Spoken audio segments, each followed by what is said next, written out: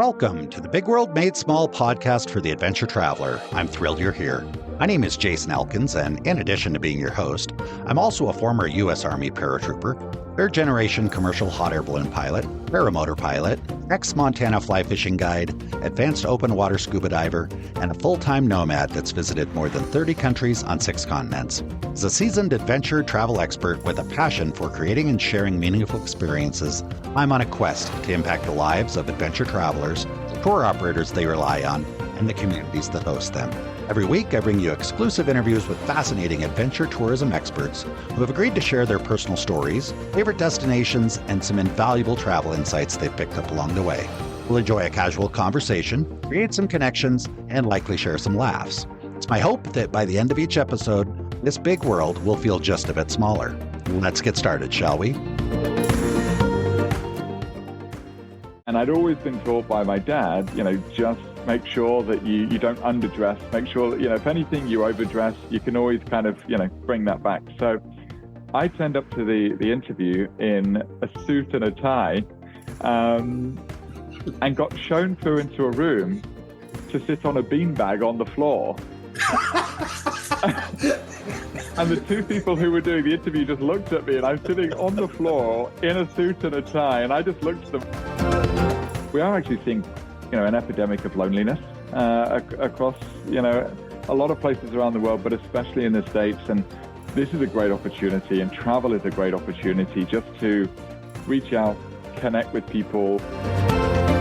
The scale of these walls of ice that greet you when you see Antarctica for the first time, it's just, the whole continent feels like it's a huge ice fall just, tumbling into the ocean. All right, everybody, welcome back to another episode of the Big World Made Small podcast for the adventure traveler. So happy to have each and every one of you back here today to join us with our special guest. Super excited about this one. This guy's got a lot of interesting experiences and is part of an organization that many of you will recognize the name. So today we've got Tom Smith from Intrepid Travel. Tom, so happy to have you here. Jason, thanks so much for having me. Really looking forward to it. We had a conversation earlier on, and you brought up a couple things that I did not know about you, and I thought, man, that's some pretty cool stuff. I know that our listeners are always interested in, just that story. Like, how did you get into this? What do you like most about it? What are some of your fondest memories? It's that same conversation that I know you've had with clients or guests sitting around the dinner table or around a campfire or something like that. So that's really. So let's jump right in and tell our listeners just a little bit about how did you get into adventure tourism? What were you doing before that? And just kind of what was the shift? Sure. To be totally honest, I always thought travel was something you did for fun outside of work. And what you did in work was not travel and sit and do kind of other industries and work in other areas. And that was me. I worked in the pharmaceutical sector for a while. I worked in sales. I worked in finance. And I just kept quitting. And I'd work for 18 months, 2 years, and I'd quit and think, I need to do something else. I need to go and travel. I would do that. I would travel. I'd, live the dream for a few months at a time, then run out of money and realize, okay, back to work. And for me, it just didn't even really enter my head that you can work, in travel. And until I thought, there's got to be a better way than this. I can't keep quitting and, using all my money up and then restarting all over again. And so I moved to Australia, actually. After a period of travel in South America, I moved to Australia, met a couple of guys who said, hey, we work at a travel agency. Do you want to join us? And that was where it started, really.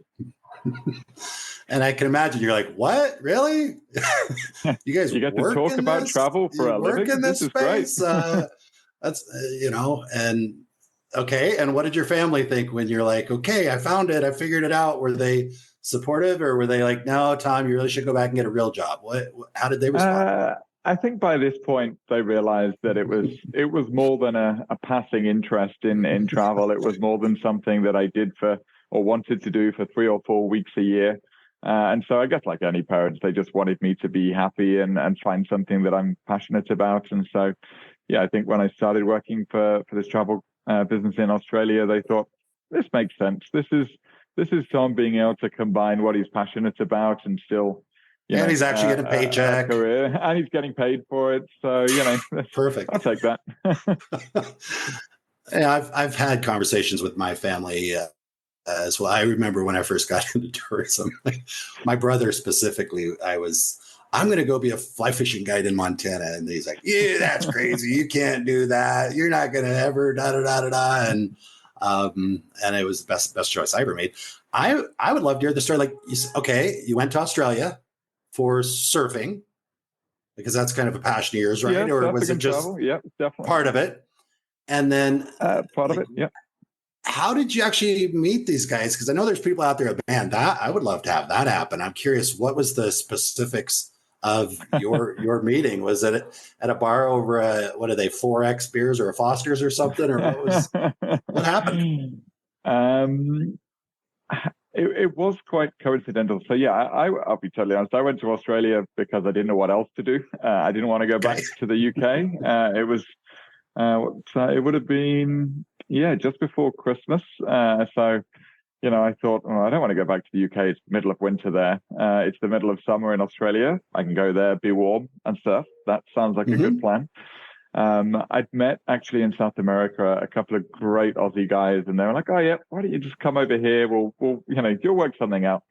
So I went over there, and then found myself in Byron Bay, which is a great spot for just hanging out, surfing. It's a great spot on the east coast of Australia. And I was literally walking down the street, and I got accosted by a guy who was standing outside of a travel agency, and he said, "Oh, are you traveling up the East Coast? Do you want to go to Whitsunday Islands? Do you want to go to Fraser Island?" Got chatting, and I said, "No, not really. I'm potentially looking for some work." And he said, "Oh, what do you do?" And I said, "I've got a variety of different experiences by this point." Nothing longer than about 18 months anywhere. And he said, "Oh, well, you seem to be pretty confident, pretty chatty. You obviously love travel. If you think you could do this, come and have an interview." And that was so. Is it literally, when he said, "Do you think you could do this?" Is it literally stand out in front of the tour desk and grab people walking by and ask them how long they're going to be here and which tours they want to book? Yeah. Wow. Okay. There's cool. There was a few kind of backpacker travel agencies, we'd call them. You're looking for pretty much people like myself, young people, probably aged between about 20 and 30 generally, that were having a good time or wanted to go and have a good time, wanted to experience a few different places around Australia. And we would literally hang outside the front of the store in flip-flops and shorts and just chat away and see if we could meet some people who wanted to go and, go on some boats and have some beers and have some fun.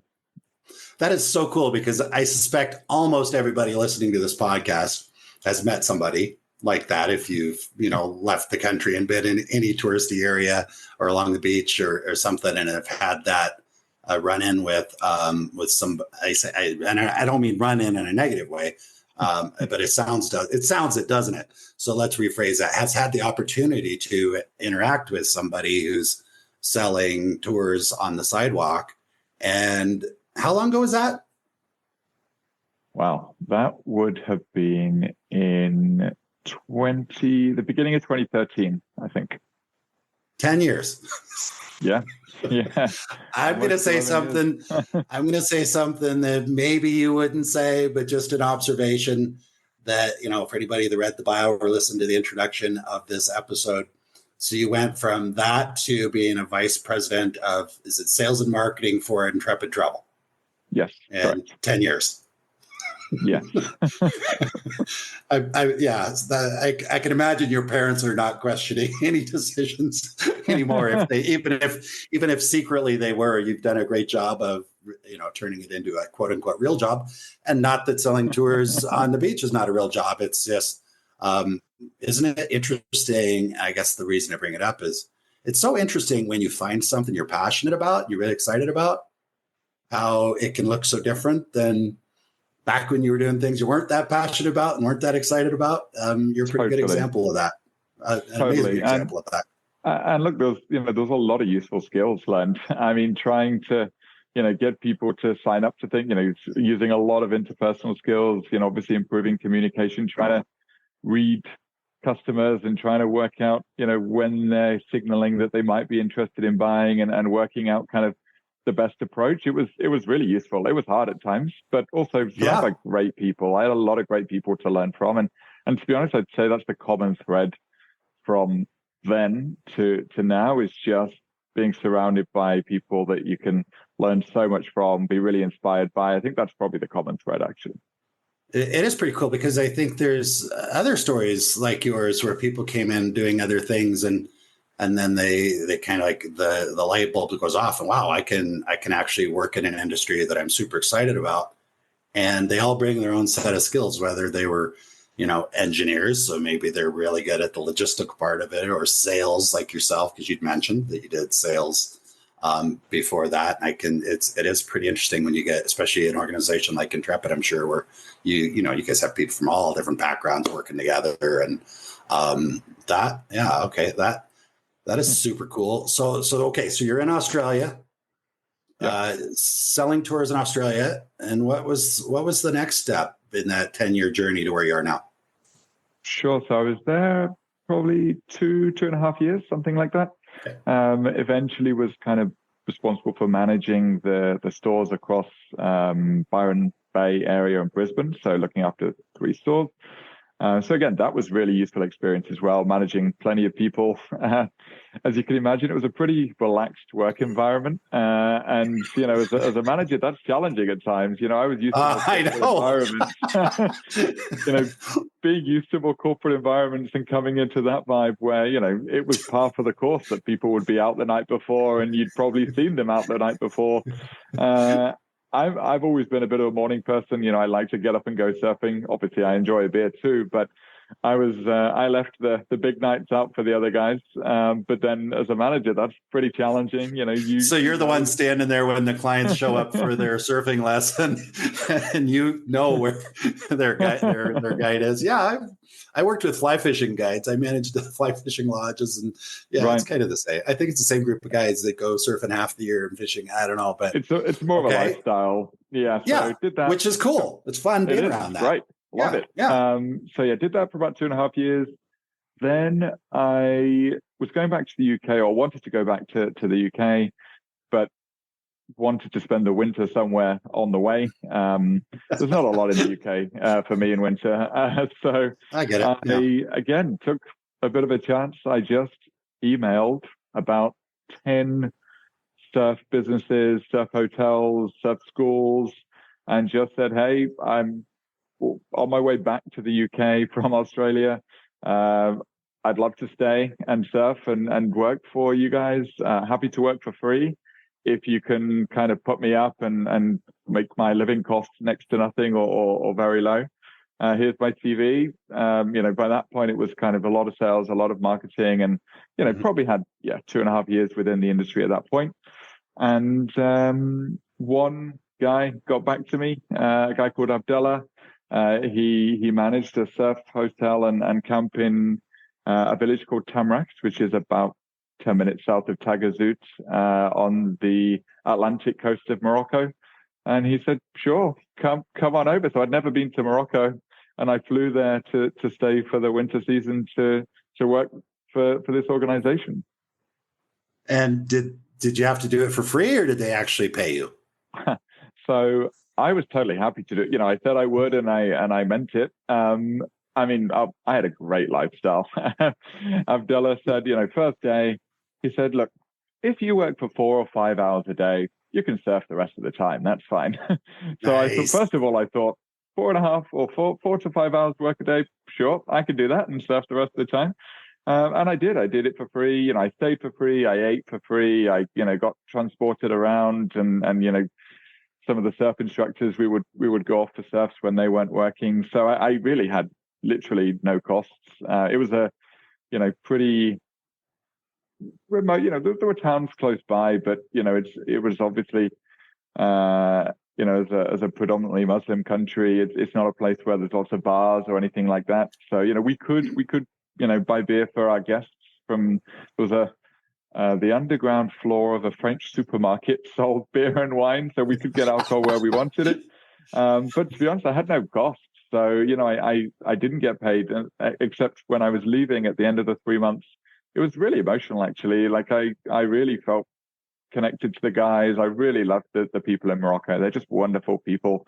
And he did pay me a few €100 in the end, which, I really didn't want to accept. It was more of a gesture than anything, but I really, I said I would do it for free, and I did, and that's what I meant. And so I did take it because I could tell that it was really important to him to kind of thank me in that way. So I did end up getting paid a small amount. Yeah. I'm so happy that came up, the part of I would do it for free, because like there are people listening to this that maybe younger people or older people that are aspiring to get into this industry, and they come from a different type of background, and it can be worthwhile and productive to that approach. I think is really good. I did something similar when I first got into the fly fishing industry. I showed up on Fort Smith, Montana, on the banks of the Bighorn River, and I didn't use the word free, but it was probably pretty obvious by the look on my face when I spoke with people, because I walked in like, look, I will do anything. I will dig holes. I will clean the boats. I will whatever. I just want to be here, and I want to learn this business. And someone threw me some keys and said, here, you can manage the lodge. I was way over my head.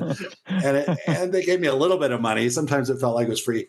But it was just that approach to just like, look, just show up and realize, okay, I don't know much about this. You already did, because you'd worked in specifically surfing, tourism as well. But it worked really well for me. And it obviously 8 years prior to the role that you're in now.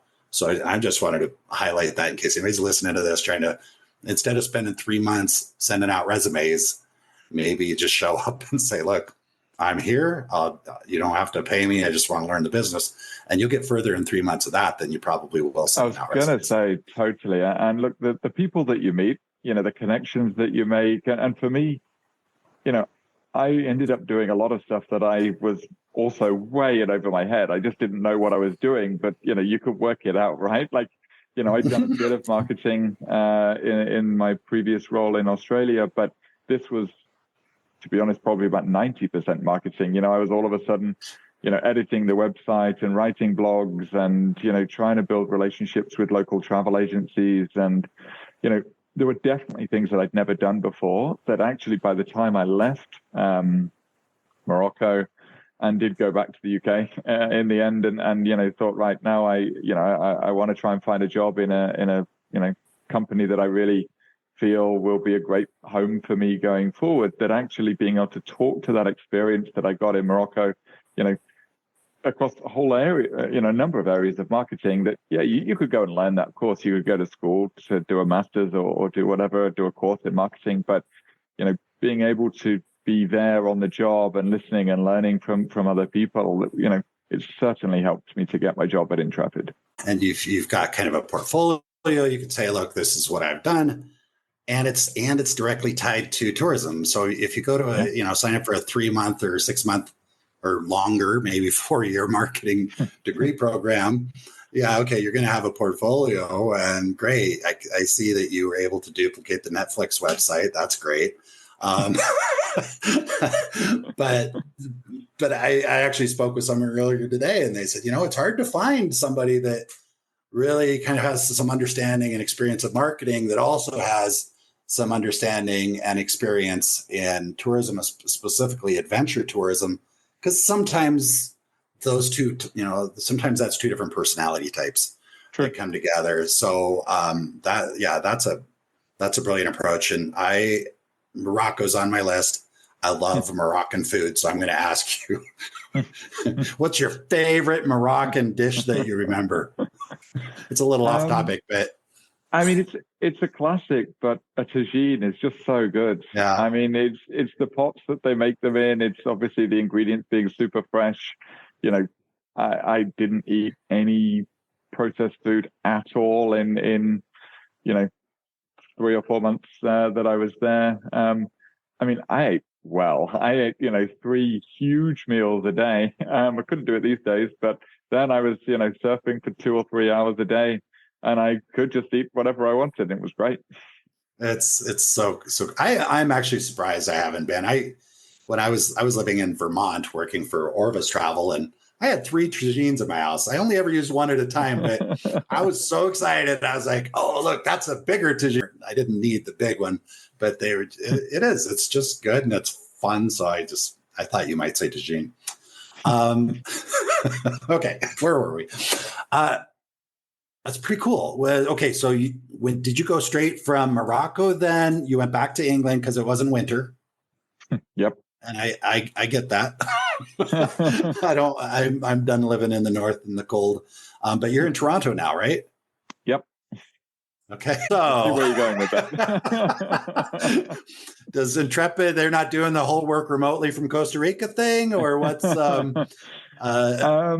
I mean, look, I had to go back to the UK at that time. I mean, I say back to the UK, it was via Central America for a couple of months, so I didn't go immediately back to the UK. But then at that time, I was looking to stay in the UK, and just actually my sister helped me out. She worked in the tourism industry in the UK at that time. Actually, she still works in the tourism industry, but in New Zealand now. And she actually wrote a list of companies that she thought I would like. Because to be honest, I hadn't worked in the tourism sector in the UK.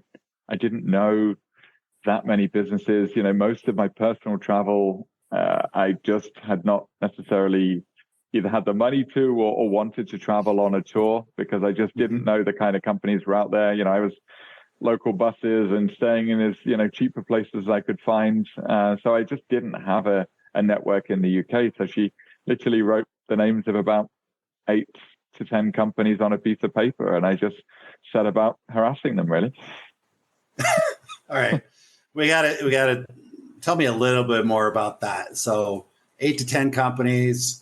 Was Intrepid the one that you landed at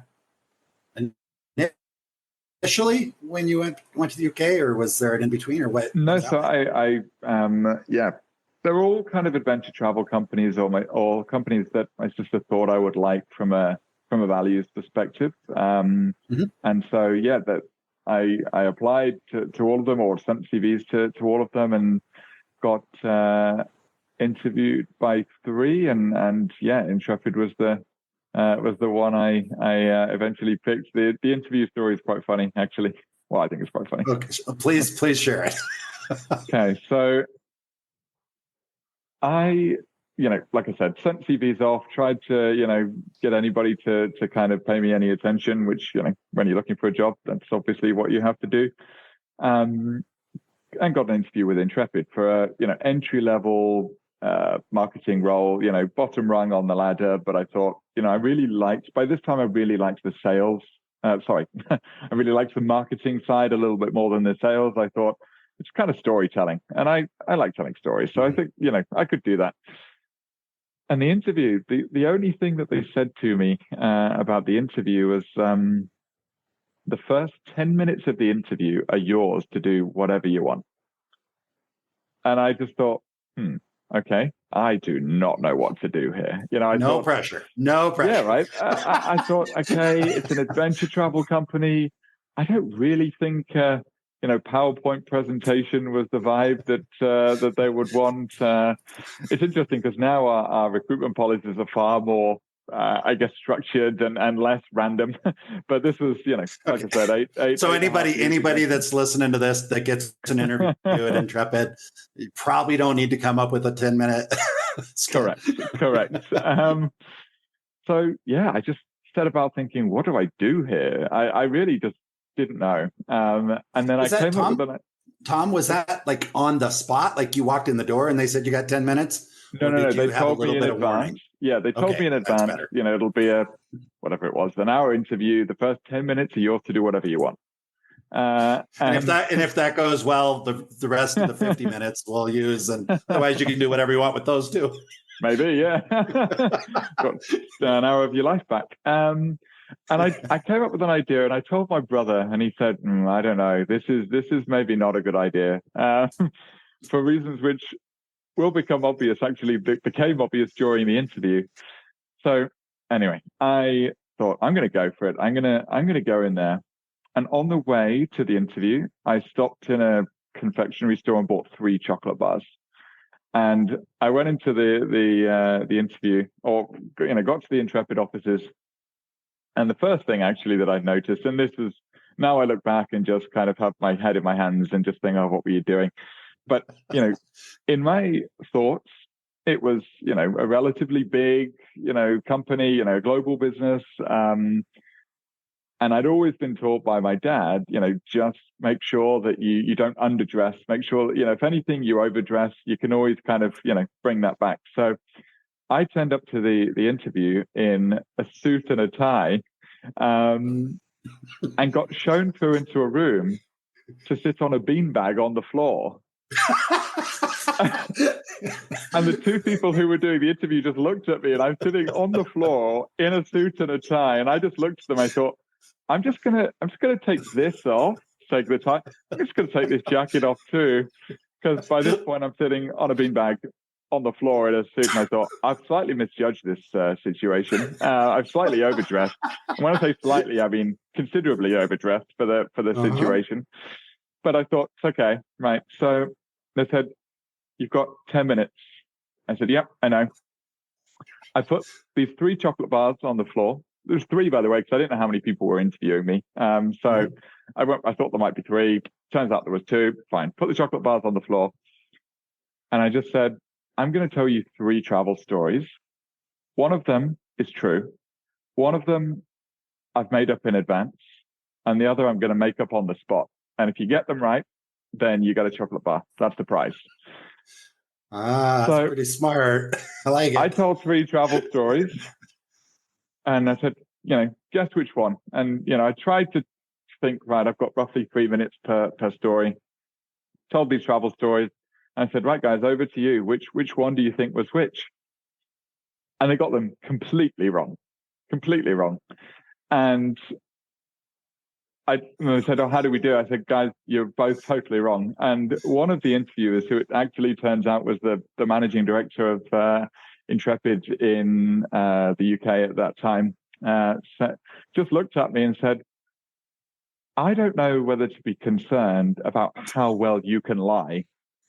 And that was exactly my brother's concern. Was he said, you can't go into an interview and talk. I'm a really good liar. Complete nonsense, right? But you can't just tell them that you're lying, because then they'll not believe the rest of the stuff that you're saying. But anyway, so I said, yeah, I did think about that. And then before I'd even had a chance to say anything else, he said, but you're going to be working in marketing. It's storytelling. You need that.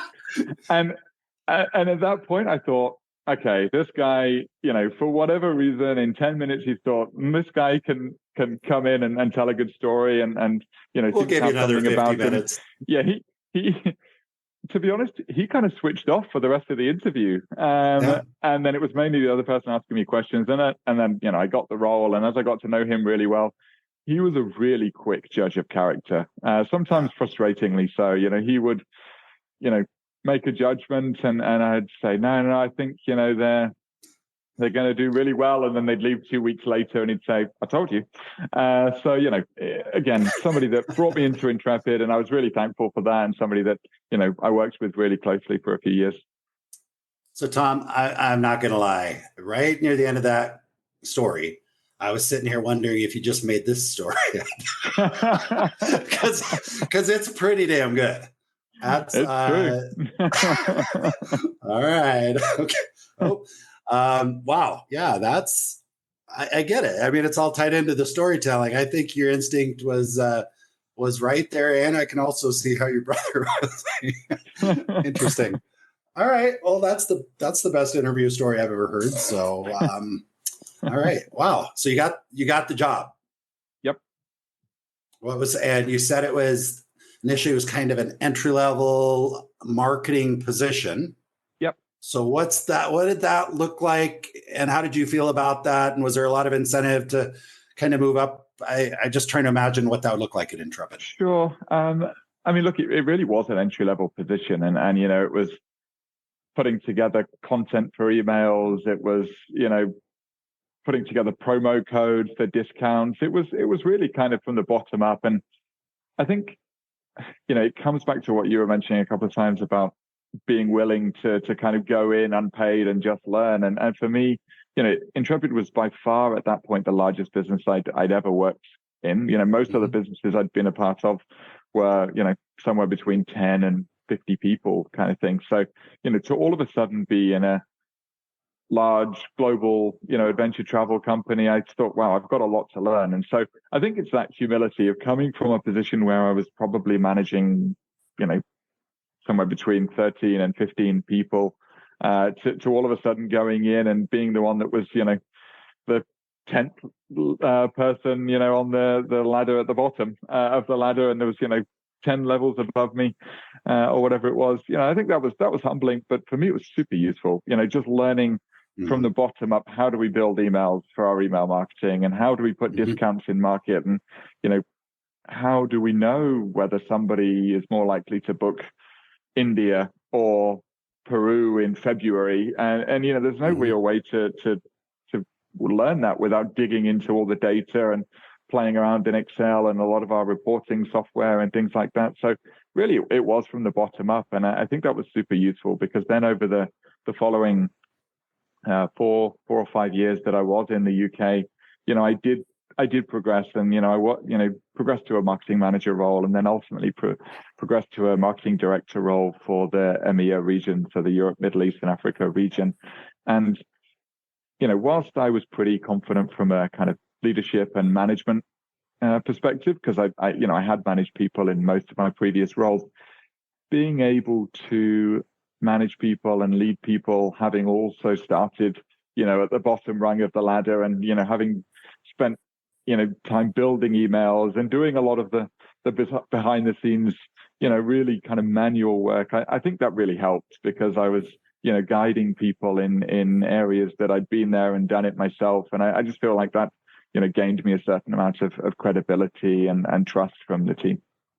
No, absolutely. I think that is critical. And, as opposed to, consultants saying, hey, you should bring in somebody from the pharmaceutical industry that has this marketing experience, and we're going to, I get that completely. I'm curious if you're willing to share, were there moments in the first couple of years that you felt kind of disenchanted or disheartened? Like, okay, I really kind of left the regular type of job to go do all this, to go to Australia, to go here, to go there. And now I'm generating discount codes or, segmenting lists for emails. Was it a struggle for you to kind of just stick with it and be persistent to get through that? Or was it just like, hey, I'm at Intrepid and I'm looking at emails and email addresses for people that want to travel, so I'm good with it? I'm just curious what that was like for you. I loved it. I can honestly say, of course, with any role, there's frustrations, but there was nothing where I thought I've made the wrong decision here. And that was primarily because of the people. Any role has frustrations, of course, but I really felt like I'd found a work family at Intrepid, right from being recruited to, being people coming in to visit us in the UK office from different parts of the world, and just, everybody from the 2 founders of Intrepid, they're super humble guys, really easy to get along with. They'll talk to you whether you're, the chief executive or whether you're the new guy that's building the emails, behind the scenes. And for me, that made it worthwhile. I've never been somebody that has kind of cared too much about the financial side of things. I guess I probably have enough inbuilt confidence to think, I'm going to be working for 40 years. I'm pretty confident that at some point I'll get to a level where I'm earning enough money to do everything that I want to do. Plus, I have really, not expensive taste, so that's quite easy to achieve that. But, I think it was just the people that made me think, I've made the right decision here. And actually, I still think that 8 and a bit years later. I would suspect that a company like Intrepid kind of self-selects, maybe not self-selects, but I'm just guessing that a lot of the people that work there have an interest in travel. they probably weren't just going through Craigslist or whatever, and okay, there's a job, I'm gonna throw out my resume. And if they did, maybe those aren't the ones that got hired. So it sounds like, kind of what I'm hearing is you found yourself in a situation where you're surrounded by like-minded people that are into adventure travel. And I firmly believe that adventure travel, the two biggest requirements to make it adventure travel, or a person, an adventure traveler, not requirements, I wouldn't say, but you know what I mean, is the willingness to step outside your comfort zone and just a curiosity, just an openness to just accept that whatever shows up when I step out of that comfort zone. So even if you're in a entry-level marketing role, if you're surrounded with people that are willing to step outside their comfort zone, which might mean suggesting new ideas, new approaches, learning new things, and they're just curious and open-minded by nature. So when you do present an idea to your supervisor, they're open to listening to it. If you take a bunch of adventure travelers types, put them into a company, that seems like the culture you're going to end up with. Is that totally accurate? I think it's certainly a way that I would characterize the vast majority of people at Intrepid. Are people that I would very happily meet on a bus somewhere in Ethiopia, going up into the Simeon Mountains and have a lot in common with, whether they are, working in operations in Turkey or in, social media in North America or in, sales in Japan. I just think that Intrepid definitely attracts a certain type of person. And I think what's been interesting, actually, I'd say in the last few years, as Intrepid has become kind of more well known in the purpose space, through certifying as a B Corp and through, the work that the Intrepid Foundation has been doing, that actually, as well as your adventure travelers, your people that just, want to work in an industry that they're personally passionate about, what I've noticed is more and more people specifically choosing to kind of target to work at Intrepid because of the values of the business. And I feel like that is something that is, and I'll be totally honest here, when I was 22, 25, the values of a business, I'll be honest, I didn't even really think about it. I just, at that time in my life, I just thought, I want to have as much fun as possible. I want to travel. I like travel. I want to work in travel. So that was my thought process. It's only now working at a kind of more values-led business that really does have a kind of a purpose, as well as, aiming to make a profit, that it's become more important to me. And I guess also, seeing some of the challenges that humans are creating around the world, obviously, it becomes even more important that the way that we travel is super important, rather than just, wanting to travel by any means necessary. I think, we've all got a responsibility to be making sure that we're trying to leave the planet in a better state than we found it. And I've certainly noticed that more in the past 5 years, I would say, of people specifically wanting to join Intrepid because they really care about traveling responsibly or trying to travel sustainably. And that is becoming more of a decision-making factor for people. Other operators, and I know this is a tough question because there's a wide range, but if we just look at kind of those that would classify them as adventure travel tour operators, do you feel like those operators generally work well together, or do you feel like it's more segmented and divisive? What is your I guess I'm asking, what is kind of your overall view of the adventure travel, trade or whatever, and what opportunities are there that an organization like Intrepid can take a leadership role in? Sure. I guess, my opinion would be that I do think the companies in the adventure travel space generally have similar mindsets and do collaborate. We're still a relatively small part of the industry. So, I think we do need to club together to try and influence, what I would refer to as kind of mainstream tourism. If you look at the revenue of adventure tourism versus the money that's spent in mainstream hotels or flights and all these other businesses that are, much larger than companies like Intrepid, I do think there's probably a need to collaborate more than compete. And I think the other thing is, when it comes to trying to travel in the most sustainable way possible, it shouldn't really be a competition, because if everybody travels in the way that Intrepid thinks that people should travel, then ultimately the planet would be in a better space. So really, it's not something that we necessarily think of as a competitive advantage. What I do think, though, is we really, at Intrepid, we do feel like we have a responsibility as I guess the most well-known travel brand in the sustainable tourism space, that we do try and set a good example, and I think that's where a lot of what we've done in terms of measuring our carbon output or committing to science-based targets like we did in 2021, all of how we've done a lot of these things are open source documents, and actually we want other tour operators to essentially copy what we're doing, because then the bigger picture is the overall impact on the people and the places that we visit will be better. And so, we can't afford for companies that have a more sustainable approach to tourism to be, trying to shield what they do or hide what they do, because ultimately the bigger issue here is that, we've got a planet which we really need to protect. Well, actually, the planet will be fine. The planet's been here for over, 4 billion years. Few things on the planet now that are a little bit more vulnerable. Yeah. Tom, I heard you say, kind of like get everybody online, as far as traveling the way Intrepid would like them to travel. That's what I heard. So I guess I can't not ask, how would Intrepid like to see the listeners of this show and other travelers traveling? So what does that mean? Sure. I guess that could mean a lot of different things. It was quite a broad comment.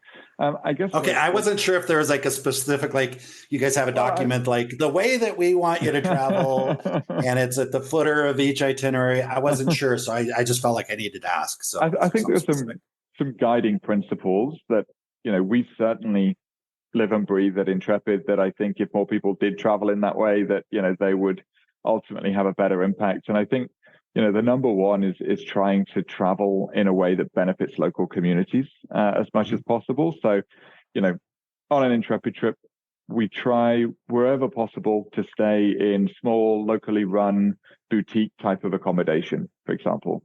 We try to, again, where is feasible, we try and use public transport on our trips. Not just because it reduces the amount of carbon that is emitted, but also because they're great ways of meeting local people. I'm sure you've had experiences in the past where you've, been on a train and you've met somebody that has just changed the course of your travels or changed the course of your opinion on something. And that for us is really important. All of our trips are guided by a local.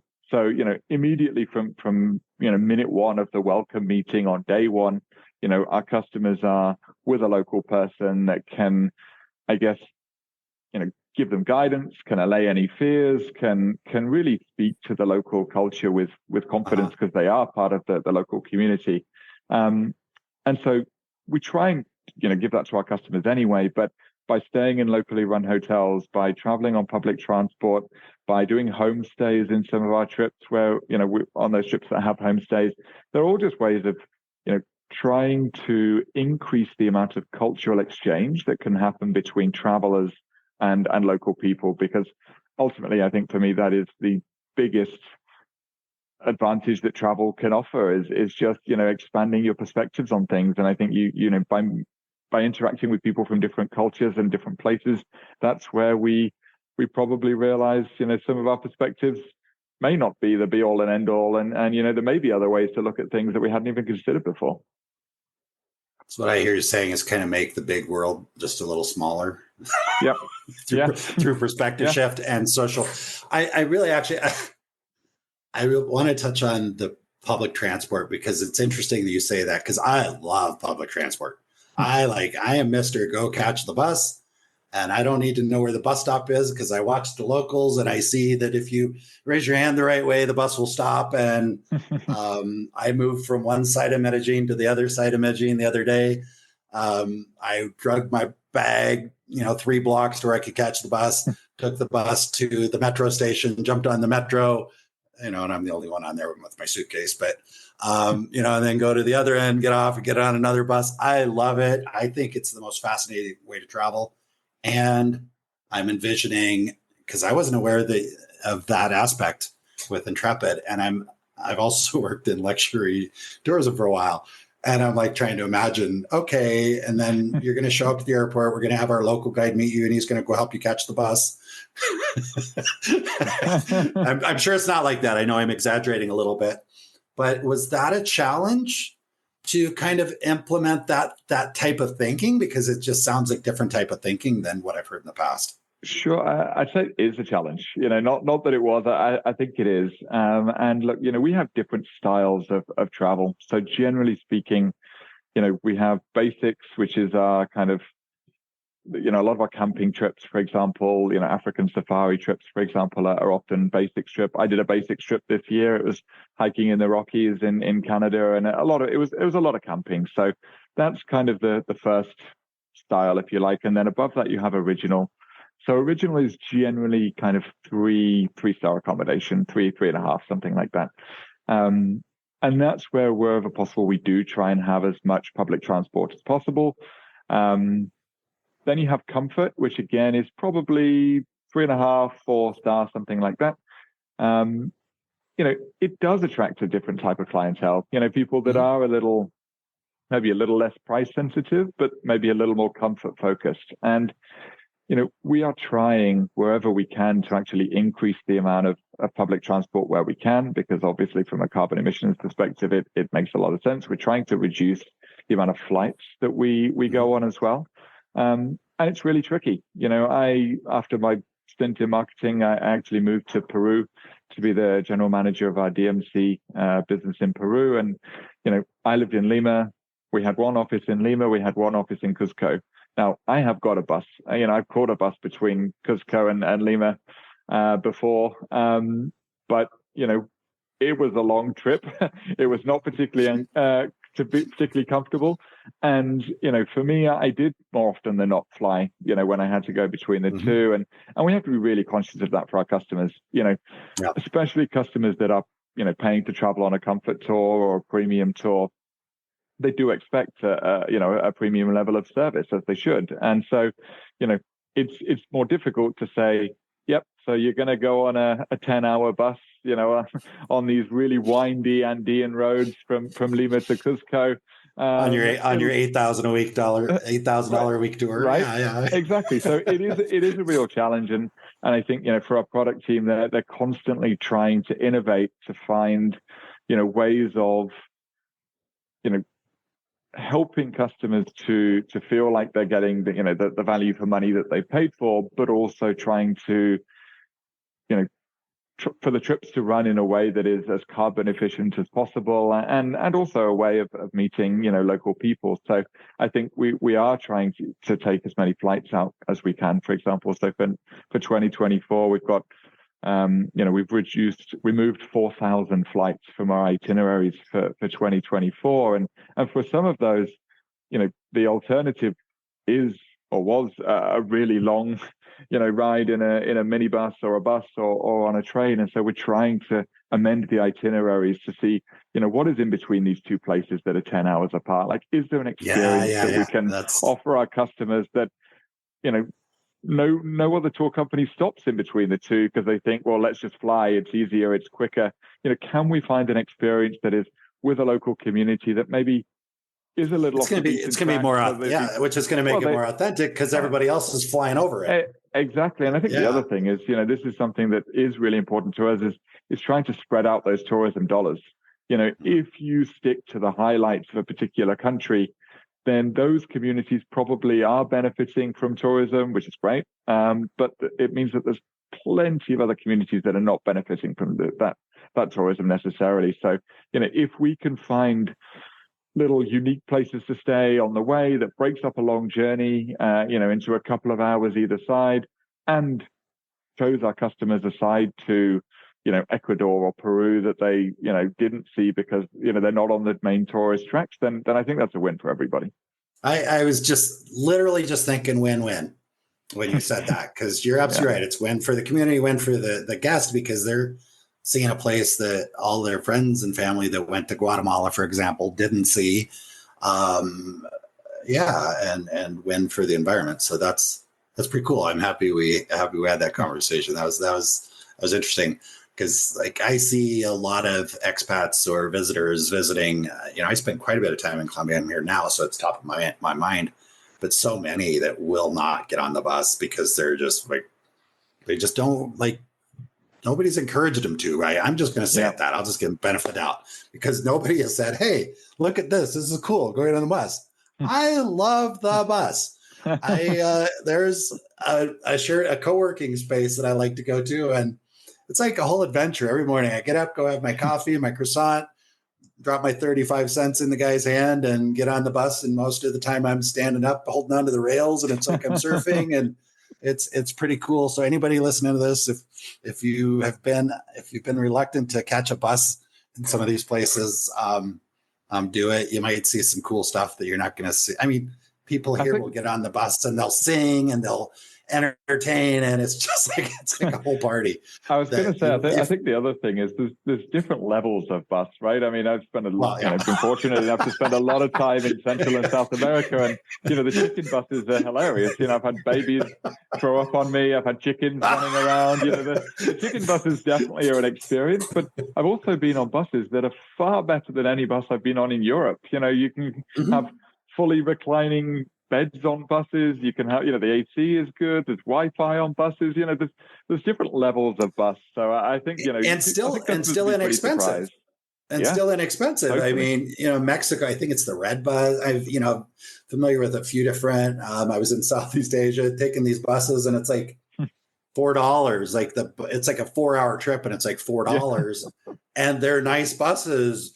You can recline. Some of them even have Wi-Fi, and and you still probably see some interesting people as well. So you get maybe even a chicken. So that's pretty cool, Tom. And I really want to discuss a specific trip that somebody said, "Oh, you got to talk to Tom. He just went on this trip not too long ago." And it's a trip I have not been on. I've been on 6 continents, but I'm missing one up till now.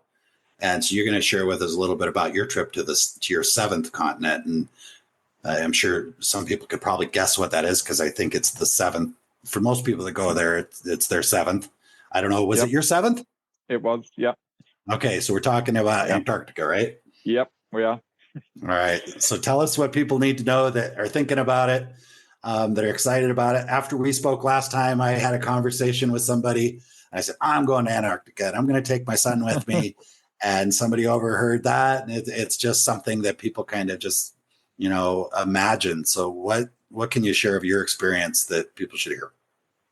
I mean, the first thing I'd say is it does take a while to get down there. I was living in Toronto. We were just talking about taking public transport and conserving resources. So tell us about your it is a reality, unfortunately. And so, I did fly down to Ushuaia. Ushuaia, by the way, is absolutely beautiful. I mean, Patagonia and down that southern cone of South America is worth the trip in itself, going down there. It's a pretty long sail as well. 2 days across the Drake Passage. We were lucky. I'll be totally honest. We were really lucky. It was not much more turbulent than a pond. It was pretty good on the way. So I went back in February on an Intrepid trip, which has got to be probably the best work trip that I will ever have to do. Getting sent down there for work. We were hosting a few partners on the ship.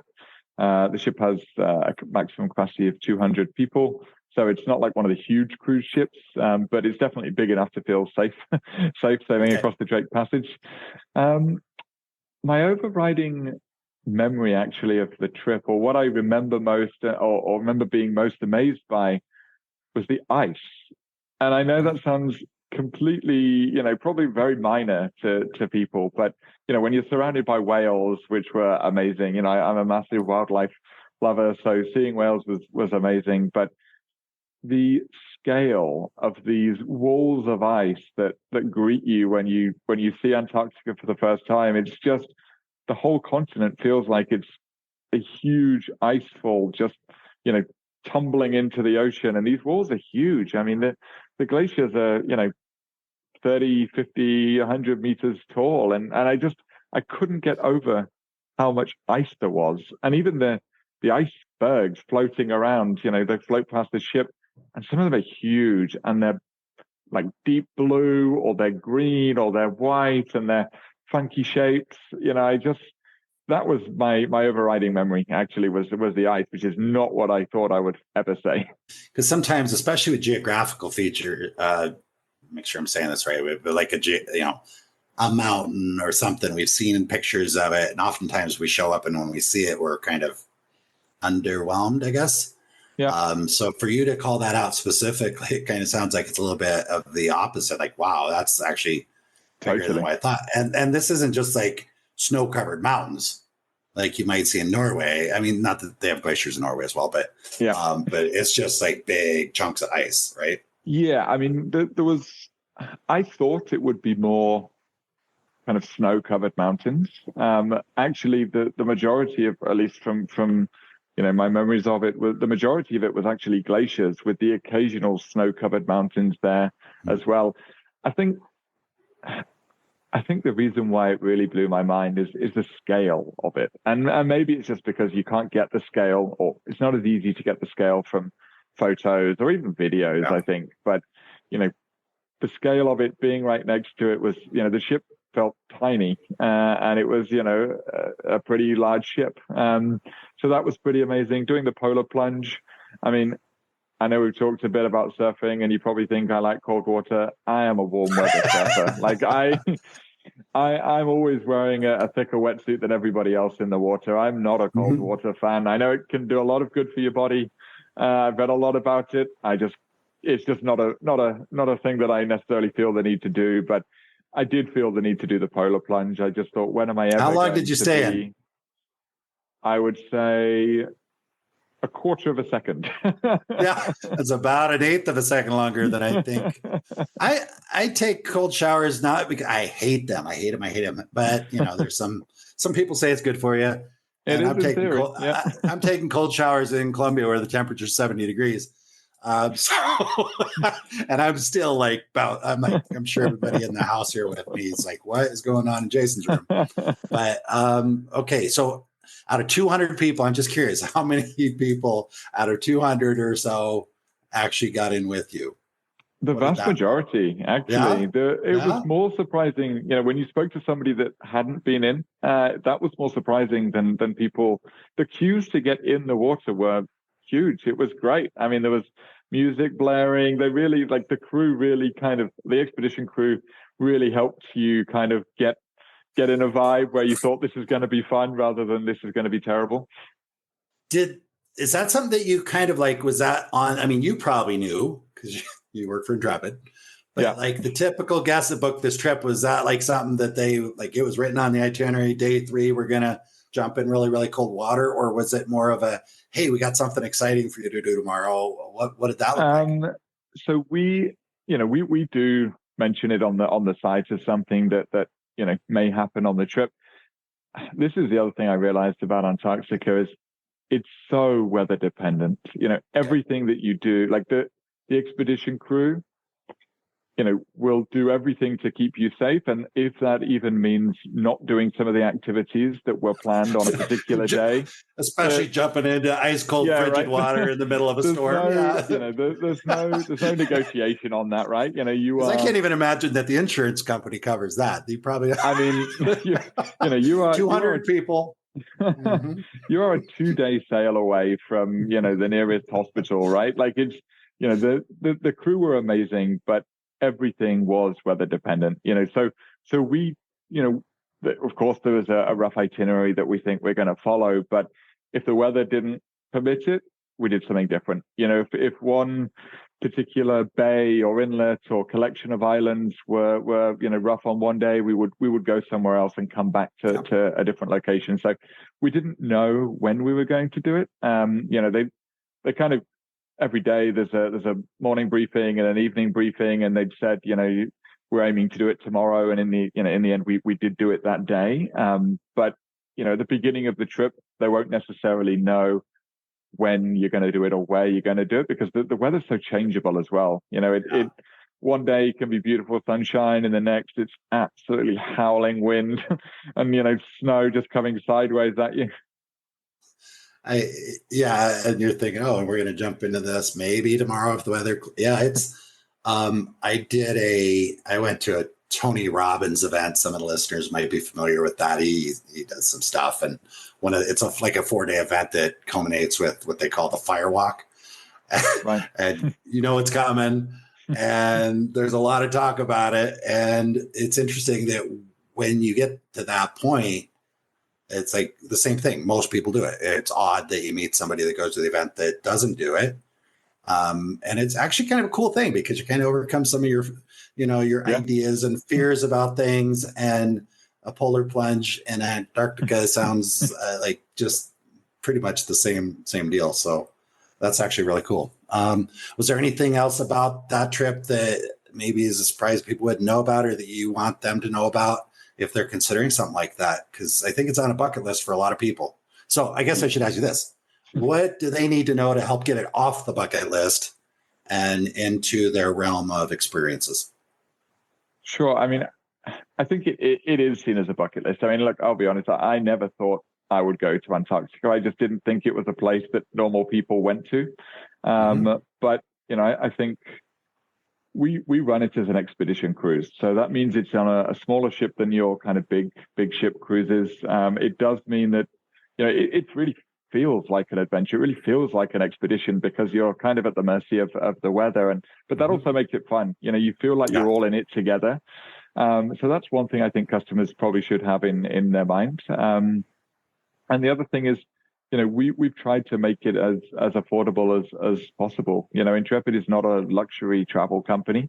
Our premium range of tours is, 4.5, 5-star sometimes. So it is at the kind of higher end for Intrepid, but still, we're never going to be a luxury brand. And so we wanted to go to Antarctica and be able to take customers to Antarctica in a way that was affordable, also felt like a real expedition. And I was fortunate enough to go kayaking, sea kayaking, and we went on quite a few hikes. Almost every day there was a hike on land, and you don't have to do all of these activities. But for us, it's not about the ship like a lot of cruising is. It's actually about getting off the ship, and it's about seeing the wildlife with nothing, no window between you. It's about experiencing, climbing up a mountain in Antarctica and getting that sense of achievement. So I think for customers, there's probably some customers that think, oh, I would never want to do a cruise. It's not my vibe.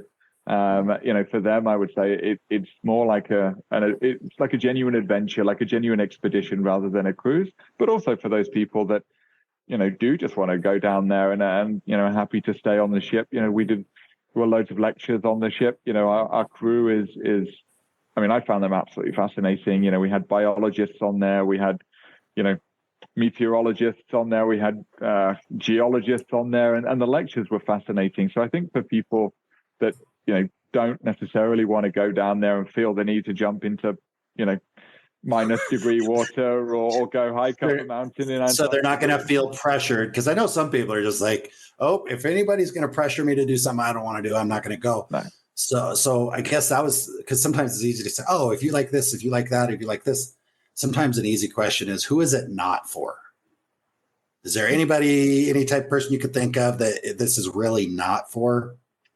The only person any type of person that I could think of is for somebody that gets really seasick. I mean, you are crossing the Drake Passage. It is one of the most, I guess, or can be one of the most, challenging stretches of water to get across if you do get seasick. Like I said, I was lucky both directions. I guess it would be pretty miserable if you really struggle. I mean, everybody on the ship, or at least the vast majority of people, took seasickness medication. There are ways and means that you can mitigate the impacts of it. But look, the reality is being on a ship for 11 days, even when you can get off it twice a day, if you really don't like boats, or if you really get seasick, of course, it's not going to be the perfect trip for you. Is there? I mean, I know that there are ways to get there on a plane. I'm not sure if there's ways that are commercially viable. But do you know? I feel like you probably know a little bit more about Antarctica than I do.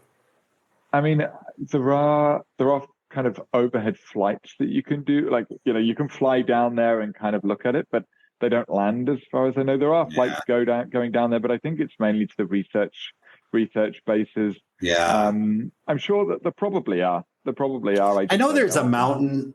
I know there's a camp, the highest mountain in Antarctica. I know there's an operation there that you can fly in right, and summit that, but I don't think you're going to see along the coast. As far as I know, see what you guys saw would be hard to do without a boat, I think. Totally agree. Yeah. I mean, most things are doable if you've got enough money. Well, right. But you can also go on a submarine to see the Titanic, I think, too. I heard something about that. So yeah, I mean, we're not going to talk about that. But. No, but look, I think for me, the being just the ship in a little bay, being able to stand out on deck in the evening, I think that was part of the magic for me. And I think if you're flying in, seeing it and flying out, you're actually missing out on a lot of what Antarctica is. No, and I think I was just thinking that person that knows they're seasick, that the idea of being on a boat seasick, maybe because they've had an experience in the past, is like, okay, I'm not going. And I didn't know if you'd say, oh yeah, Jason, we offer a trip. You can fly down and land at the airport. And we don't have one, but I'm sure they exist. Anyway, that's pretty cool. And we've been chatting about a lot of stuff that I didn't even know we would have a conversation. As I told you earlier, these are completely unscripted. We started the conversation, had no idea where we'd go, other than I definitely wanted to make sure to share a little story about Antarctica. And I also was I think I told you last time we spoke, I came across a blog post that you had done about a trip that you had taken with your mom, right? To Scandinavia. Where did you go? Iceland. Was it Iceland? That was the ice. Okay. Yeah. And I just thought that was cool. And I've done a couple trips with my mom. So every time, as I'm having these conversations, I kind of like to bring it up because I hope that someone will listen to it and make a decision to take their parents, even if they don't think their parents are travelers, want to travel. If you're the type that's listened to 3 or 4 of these podcasts, I'm going to assume that you like to travel. And just want to kind of encourage people to do that. So just tell us the kind of the highlights of what that meant for you, what it meant for your mom, and what advice you'd give to anybody that's listening to this is like, oh my gosh, I would never travel with my mom, my dad. That would be boring, stressful, whatever, fill in the blank.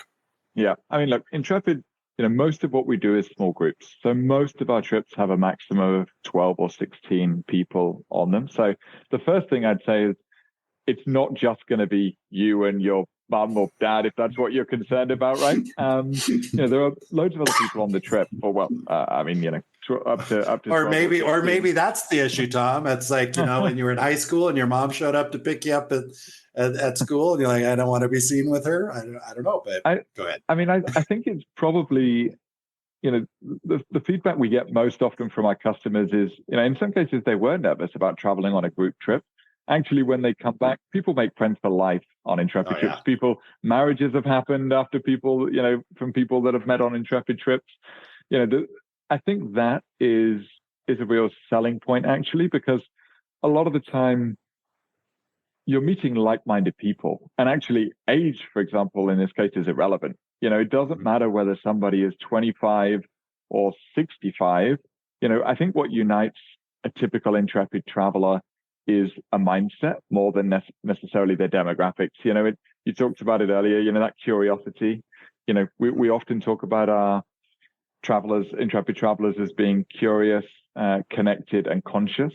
And, for people that feel like that, they will meet so many great people on Intrepid trips. And actually, on the trips I've been on with my mum, I've taken 2 now, one to Iceland and one to the Galapagos. My mum met people on that trip that she has since connected with.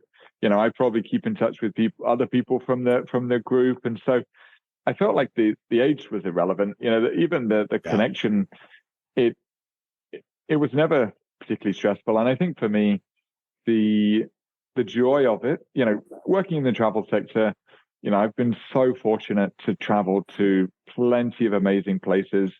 But I do think it's possible to get a little bit, kind of blasé about it. You're kind of like, oh yeah, I go to these amazing places. I work in the industry. It sounds a bit like, for people that don't work in the industry, think, oh, shut up. I'm here and I'm, going on 2 holidays or 2 vacations a year. And so, seeing the passion and the amazement and the wonder that my mum had for seeing some of these places. And, I'd never been to Iceland or to the Galapagos before, going with my mum. And but I'm probably a little more reserved. She's like fully emotional about it. She was just could not contain her excitement and wonder. And that was amazing. I got more excited about being there because I saw how excited she was about being there. And that made it totally meaningful. It's so fun to see that, especially if you've kind of I'm going to say numb to it because I can't think of another word. I don't think that's the right word, but if you've been to a place or been on a certain type of thing, at some point it's like, oh, here's another interesting place. But when you get to experience that through someone else's eyes, especially someone you're close to, that can be incredibly exciting because you're sharing a couple things. One is you're sharing that moment, that experience, but you're also sharing, something that's meaningful to you, and that's travel and exploration. Frankly, even maybe, Intrepid. I know that I traveled to Africa with my mom, took her to Belize, the Bahamas. I've been on a few trips, and they always were with Orvis. I was representing Orvis. And I took my dad to Belize on a fly fishing trip once as well. And it was actually really fun because they got to see me kind of in my work element with my clients. They got to see, oh, this is a real job. They could see that I was working hard.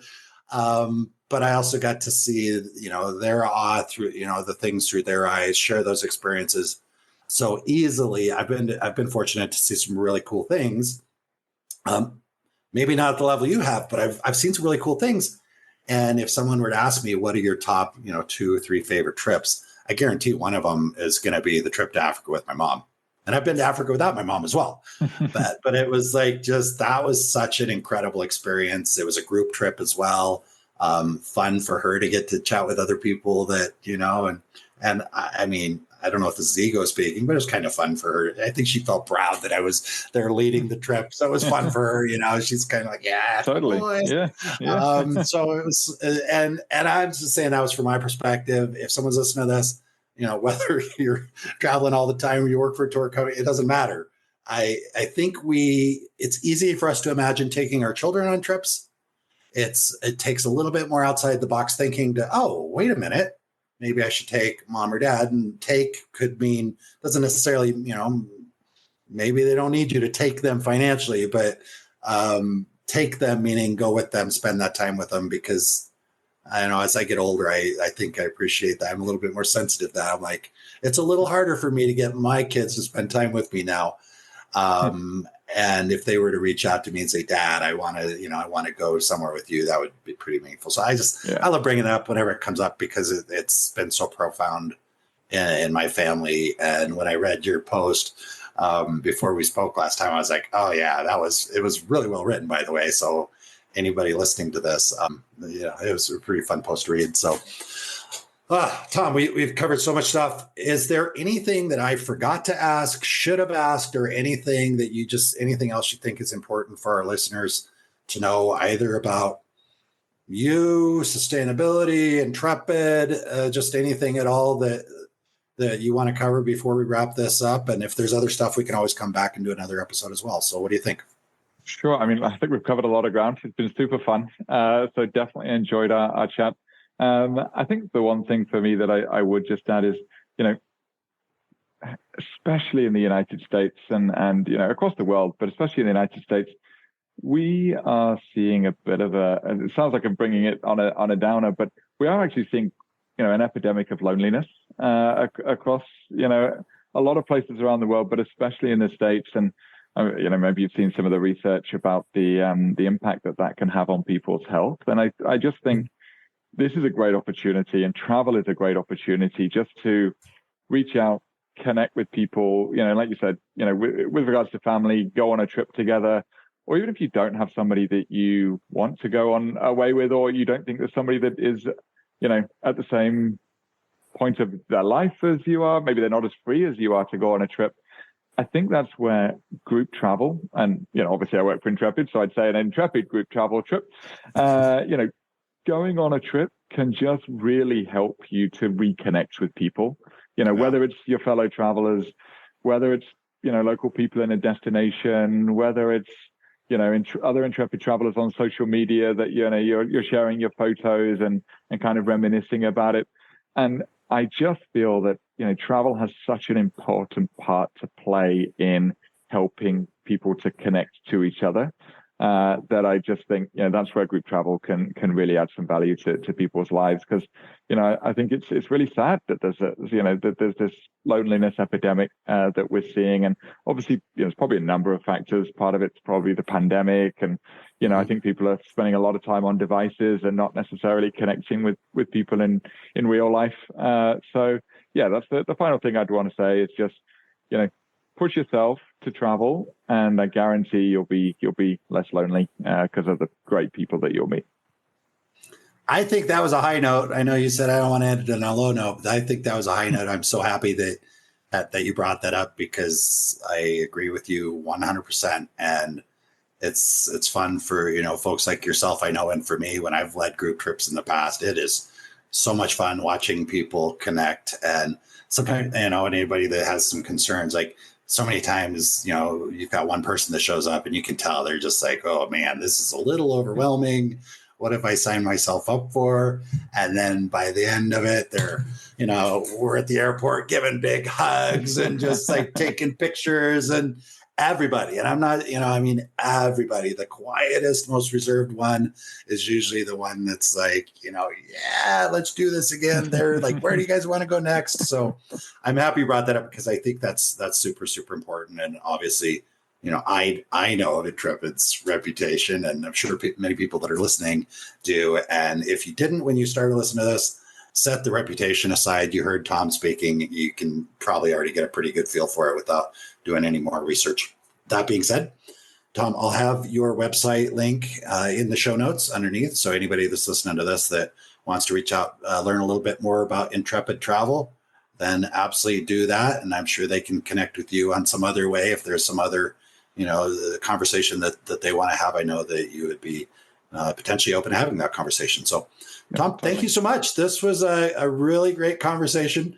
I will never forget the story you just made up about your job interview. I know it was all fabricated, because you're a great storyteller. That's the best, like, impromptu. My only question is that one that you planned ahead, or is that when you just literally just kind of impromptu? So anyway, and I want my candy bar. I hadn't thought I would go down that route, but that's where the discussion took us, which I'm totally happy to do. So hopefully you and the listeners found it interesting or inspiring. I suspect some of the people on your team, especially that report to you, that haven't heard the story, will probably enjoy hearing it as well. So thank you so much for sharing it. Thanks. All right. Thanks a lot, Tom. Appreciate you. Thank you. Cheers on you. Bye. Bye. I trust you enjoyed listening to the conversation as much as I enjoyed recording it. If you're enjoying the Big World Made Small podcast, please take a moment to tell the algorithm by subscribing and posting a review so that others can benefit as well. I also invite you to take a quick trip over to bigworldmadesmall.com and join our private adventure travel community to receive new episode notifications, special access to our guest experts, and perhaps even some exclusive partner offers that we haven't discussed on the podcast. I'll publish another episode soon. Until then, keep exploring. It's the best way to make a big world feel just a bit smaller.